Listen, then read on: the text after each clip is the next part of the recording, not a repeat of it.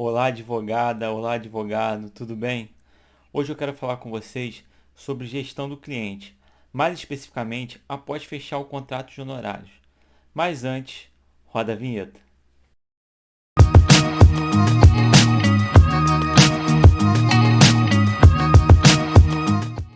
Olá, aqui é o Fernando Vargas, idealizador do canal Advocacia Direta, e hoje vamos falar do cliente, ou seja, após ele assinar o contrato de honorários e entrar no seu escritório. Para quem quer entender um pouquinho sobre a gestão desse possível cliente, que a gente fala que é o lead, antes de entrar no seu escritório, ou seja, antes de assinar o contrato de honorários advocatícios, tem um vídeo aqui explicando como é que eu realizo essa gestão. Tem um software que se chama Trello, que você pode adaptar para fazer essa gestão do lead, para conseguir de uma forma mais otimizada, mais organizada, cuidar desse lead para ele virar um cliente, ou seja, assinar o contrato de honorários. Mas no vídeo de hoje, a gente vai falar quando ele assina o contrato de honorários, qual é o primeiro passo a ser tomado. Bom, o primeiro passo é enviar a cartilha do cliente para o cliente. Fernando, me explica o que é a cartilha do cliente. A cartilha do cliente é um documento que você vai elaborar demonstrando como é que funciona o processo judicial no Brasil. Quanto tempo demora? Você vai mostrar como funciona a audiência. Você vai falar também que se tiver alguma movimentação importante no processo, você, advogado, advogada, vai entrar em contato com o cliente para ele ficar tranquilo. E essa cartilha você tem que fazer com uma linguagem simples, clara.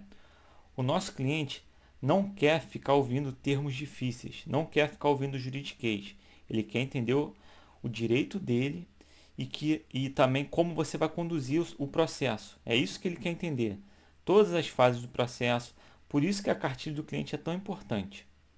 E para elaborar essa cartilha, eu recomendo o software Canva. Basta escrever na internet Canva que vai aparecer. Ele tem uma parte gratuita e uma parte paga. A parte gratuita do Canva dá para realizar a elaboração dessa cartilha tranquilamente. Bom, para elaborar ela, você vai ter que usar técnicas de Visual Law, ou seja, vai utilizar uma linguagem mais simplificada, recursos visuais, para conseguir deixar o entendimento das questões judiciais para o seu cliente de uma forma bem mais tranquila. O nosso cérebro ele consegue processar imagens 60 vezes mais rápido do que a parte escrita. Então, por isso que é importante ter imagem, é importante também estudar um pouquinho sobre o que é o Visual Law. Eu vou indicar, inclusive, um livro sobre Visual Law para vocês que ainda não conhecem começar a entrar no radar, e também um livro que eu já indiquei aqui sobre design, ao menos o básico para conseguir elaborar um bom documento. E o livro de Visual Law que eu vou indicar é esse aqui, ó, do professor Bernardo de Azevedo Souza e Ingrid Barbosa Oliveira. Eles são os organizadores. Aqui você vai entender basicamente o que é o Visual Law, aí fala também o que é o Legal Design, que teoricamente o Visual Law é uma sub-área do Legal Design, mas enfim, o que você tem que entender, para que serve o Visual Law? Tornar documentos jurídicos com uma compreensão mais fácil. Vamos simplificar. Então, você vai utilizar técnicas de design, né, para simplificar o entendimento dos documentos jurídicos. Mas aqui você vai entender o que é. São vários artigos, então você vai ter essa compreensão do Visual Law, do Legal Design, mas para começar a realizar as práticas, enfim, utilizar o Canva de uma forma melhor, você tem que também entender um pouquinho de design. Eu vou indicar outro livro que eu já indiquei em outro vídeo aqui, que é esse aqui, ó. Design para quem não é design.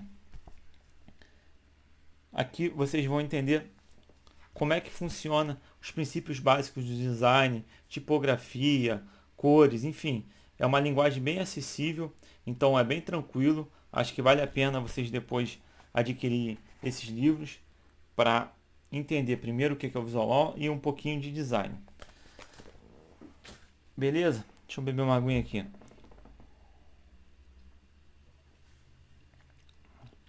Garganta secando. Então vamos lá. Agora eu vou mostrar para vocês como é que é a cartilha do cliente do meu escritório. Eu vou para o cantinho da tela e vou abrir a primeira parte da cartilha. Então vamos lá, ó. O cliente entrou no seu escritório, ou seja, assinou o contrato. Você vai enviar para ele a cartilha do cliente. Isso aqui foi feito no Canva, que eu falei, é o software, né, que a gente consegue mexer com imagem, texto. É bem tranquilo. E eu vou conversar um pouquinho com vocês cada parte dessa parte aqui da cartilha. Ó. Duração do processo, a cartilha do cliente. No caso, tem uma capa também aqui no antes, né, do escritório. Embaixo tem a segunda parte da cartilha que eu falo sobre a audiência, mas eu quero mostrar para vocês aqui o, os funcionamentos básicos de uma cartilha do cliente. Né? Ó, primeiro aqui, você vai agradecer, né, a confiança do cliente no seu escritório. Isso demonstra que você está se importando com o cliente, tá demonstrando gratidão por ele estar confiando o direito dele com você, advogado, você advogada. Então é sempre importante você começar dessa forma. O escritório, aí no caso aqui você bota o seu escritório. Claro que esse texto aqui cada um escreve o seu. Preocupa-se com o entendimento do cliente em relação ao tempo de duração de um processo, sabendo que a linguagem jurídica é às vezes difícil para quem não atua na área. Olha como é que você está mostrando aqui que você se importa com o cliente, que você quer que ele entenda o processo, que você não quer esconder nada dele. Porque tem muito advogado aí que às vezes ajuiza uma ação e sequer dá o número do processo para o cliente. Jamais faça isso. Ajuizou a ação, já passa para o seu cliente o número do processo. Se você quiser também, é, dar essa cartilha no momento que você ajuizou a ação, aí você entrega o número do processo e passa a cartilha, também você pode fazer isso, não tem problema. Mas, enfim, aqui você está demonstrando ó, que você se importa com o cliente. Assim, criamos essa cartilha com o intuito de ajudar nossos clientes. Ó. Você está ajudando o cliente a compreender como o processo judicial funciona. Tá vendo? Aqui você está demonstrando, ó, eu quero que você entenda de uma forma simples como funciona o processo no Brasil. Eu peguei aqui a da vara civil, a gente tem a trabalhista diferente, né? Porque a situação é diferente também. Então, é uma linguagem, ó, bem simples. Você tem que escrever o texto de uma forma bem simples. Aqui eu usei, ó, uma linha do tempo para ficar de fácil compreensão. Ícones, como eu falei, a questão do visual. Você tem que também botar aqui o contraste do que você quer deixar mais importante.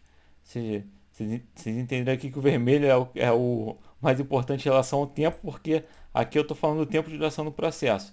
Então o cliente já tem que bater o olho e entender que o processo aqui no Brasil demora, né? Aqui você vai botar o tempo do processo da sua região aí, né? Mas vamos voltar para cá. Bom, petição inicial. Olha a linguagem simples. Você não tem que escrever aqui de forma com juridiquês, né? Aqui você escreve bem simples. Elaborada pelo autor. Aí você bota assim, ó, quem está propondo a ação judicial. Para entender quem é o autor. Aí citação. Você vai falar, citação é para o réu. Quem está se defendendo da ação. Toma ciência de uma ação contra ele. Aqui você está demonstrando que a citação é quando a outra parte vai tomar ciência do processo. Bem simples. Contestação elaborada pelo autor. Poderia botar até aqui uma escrever defesa. Aí aqui audiência, sentença, recurso e o acórdão. Então aqui ó, tá uma linguagem bem simples. Você bota na ordem para ele entender que tem essa ordem aqui. E você também deixa bem claro, ó, se tiver alguma dúvida você pode perguntar. Mas normalmente o cliente olha aqui e já entende. E agora vem a parte de tempo de duração do processo, que é a parte mais importante dessa cartilha aqui, dessa parte da cartilha na verdade. Como eu te falei, aqui no escritório a gente tem uma parte de baixo que eu trato um pouco da audiência, mas eu só vou mostrar para vocês como é que funciona a técnica em si da cartilha. Então vamos continuar. Tempo médio de duração do processo. Aí você vai escrever o textinho aqui.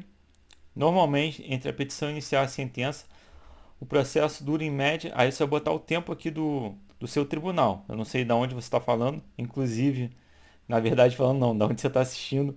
Inclusive, já deixa aí nos comentários de onde que vocês estão, para a gente interagir. E vamos embora, ó. Aí você vai botar aqui ó, a variação desse tempo ocorre por alguns motivos, como por exemplo, a empresa que está sendo processada, a vara civil em que o processo foi distribuído, você fala que é por sorteio, entre outros motivos. Então você também tem que demonstrar que cada situação é uma situação, porque às vezes você distribui uma ação, duas ações na verdade, contra o mesmo réu, só que cai em várias diferentes. E uma anda muito mais rápido que a outra. Imagina se são dois amigos e você pegou as duas causas e um já está lá na frente e o outro está lá atrás.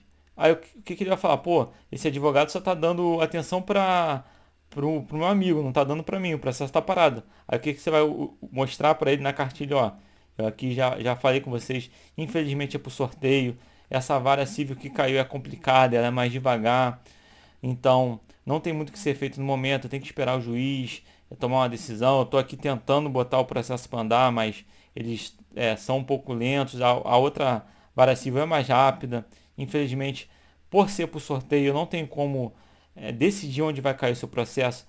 Tá entendendo como é que você está demonstrando para o cliente que você se importa com ele e que se tiver algum problema, tipo esse que eu te falei agora, você tem saídas. Você demonstrou para ele que o problema não é com você, que a maioria das vezes a gente quer que o processo acabe rápido, né? Normalmente quando a gente está pelo autor, às vezes se você está atuando pelo réu, claro, está defendendo uma empresa, às vezes o empresário quer ganhar só tempo. Também faz parte do jogo. Mas em regra a gente quer que termine rápido o processo, né? A gente não quer ficar vários anos com o processo. Mas de qualquer forma você está mostrando aí para o seu cliente que são vários fatores que influenciam no tempo de duração do processo. Aí você vai continuar explicando um pouquinho como é que funciona o processo. Se não houver recursos das partes, autor ou réu, o processo acaba. Caso o processo entre na fase de recurso, em média pode durar mais. Aí você pode botar aí, mas quanto tempo o processo vai durar? Porque às vezes o processo demora, por exemplo, um ano na fase de conhecimento, aí vai entrar na fase de recurso ou na execução, vai demorar mais 3, 4, a depender da situação. 5. Então, você tem que falar, ó, às vezes vai acabar aqui se ter a sentença ser prolatada e ninguém recorrer, tudo bem. Mas se recorrer, às vezes a gente vai ficar aqui preso mais tantos anos. Então, você está demonstrando, ó, tem a fase de recurso aqui. É bem importante você ao menos mostrar essa primeira parte aqui da prolação da sentença e do recurso. Aí no final você bota aqui uma conclusão, meio que somando o tempo entre essas fases, para deixar bem claro para o cliente que infelizmente o processo pode demorar, que é a regra na verdade, né? A exceção é quando ele é rápido. E aí você pode ainda botar aí, ó, que em situações extremas, vai que você vai fazer um recurso aí especial, um recurso extraordinário, subir esse processo até o STF e STJ. Então, você tem que avisar também, porque dependendo da situação, o processo pode ficar parado ainda mais tempo, porque às vezes você sobe aí um recurso extraordinário que vai ficar suspenso. Olha a situação. Então você também já deixa aí um OBS bem claro que em situações extremas o processo ainda pode continuar indo para o STJ ou STF, a depender da situação, tá? Aí ainda eu coloco aqui, ó, nessa daqui ainda uma observação que em regra é possível realizar um acordo entre as partes.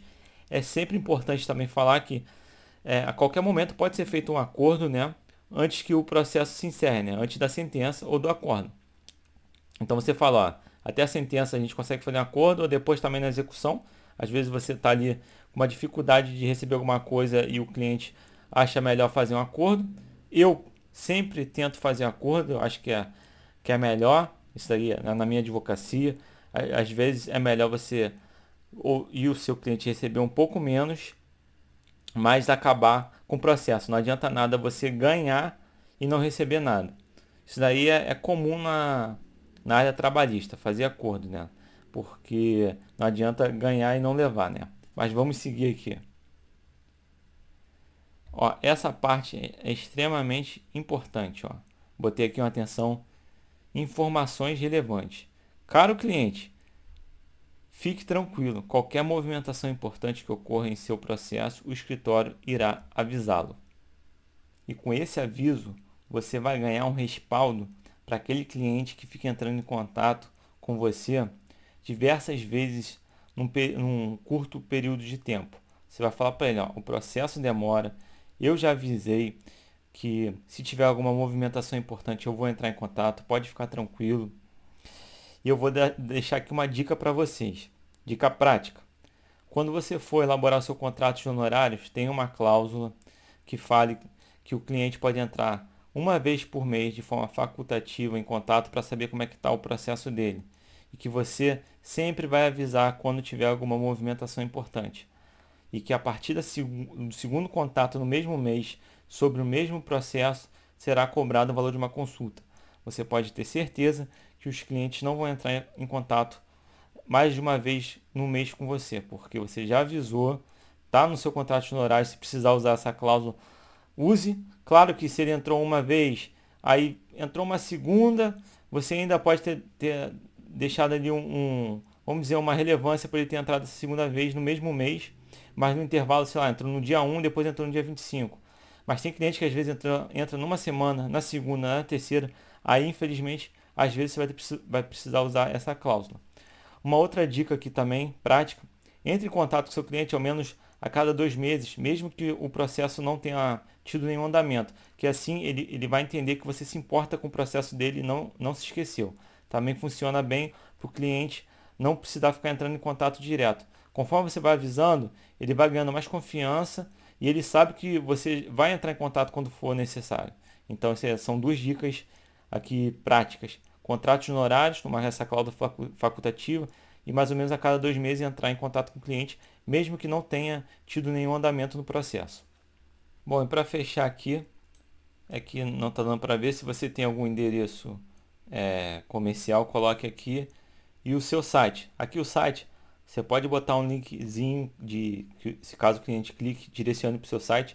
É bom, porque vai dando relevância para o site. Eu também tenho um vídeo aqui que explico o que um bom site institucional deve ter. Quem quiser dar uma procurada aqui nos vídeos do canal, que ajuda, né, qualquer entrada do cliente no seu site e conseguir deixar ele ali um tempinho.